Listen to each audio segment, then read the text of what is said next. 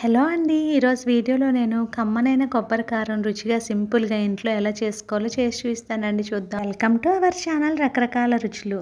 ముందుగా మీ దగ్గర కనుక ఎండు కొబ్బరి చిప్పలు ఉంటే ఈ విధంగా తురుముకోండి. లేదంటే ఎండు కొబ్బరి తురుము ఉన్నా పర్వాలేదు. ఒక కప్పు తీసుకొని పక్కన పెట్టుకోండి. తర్వాత స్టవ్ ఆన్ చేసుకొని ఒక బాండీ పెట్టుకొని ఒక పావు టీ స్పూన్ ఆయిల్ వేసుకోండి. అందులో 5, 6 ఎండుమిరపకాయలను వేసుకోండి మీ కారాన్ని బట్టి. ఒక కప్పు ఎండు కొబ్బరి తురుముకు 5, 6 ఎండుమిరపకాయలు కరెక్ట్‌గా సరిపోతాయి. అలాగే ఒక హాఫ్ టీ స్పూన్ జీలకర్ర కూడా వేసుకొని వేయించుకొని ఒక ప్లేట్లోకి తీసుకొని పక్కన పెట్టుకోండి. కనుక మన ఛానల్ ఫస్ట్ టైం చూస్తూ ఉంటే సబ్స్క్రైబ్ చేసుకోండి, వీడియోని లైక్ చేయండి. తర్వాత ముందుగా తురుము పెట్టుకున్న ఎండు కొబ్బరిని కూడా వేసుకొని 2 స్పూన్ల వేయించిన శనగపప్పు కూడా వేసుకొని 1 నిమిషం అలా లైట్‌గా వేయించుకొని ఒక ప్లేట్లోకి తీసుకొని పక్కన పెట్టుకోండి చల్లారేంత వరకు. తర్వాత ఒక మిక్సీ జార్ తీసుకొని ఒక స్పూన్ ఉప్పు వేసుకొని ముందుగా వేయించుకున్న ఎండుమిరపకాయలను వేసి ఒకసారి కోర్స్గా గ్రైండ్ చేసుకోండి.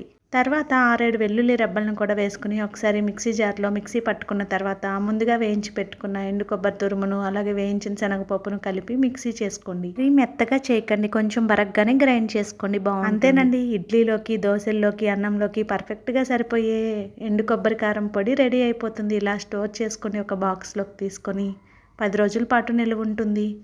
మీకు కనుక నచ్చినట్లయితే వీడియోని లైక్ చేయడం మర్చిపోకండి. అలాగే మన ఛానల్ని సబ్స్క్రైబ్ చేసుకొని సపోర్ట్ చేయండి. Thank you for watching our channel.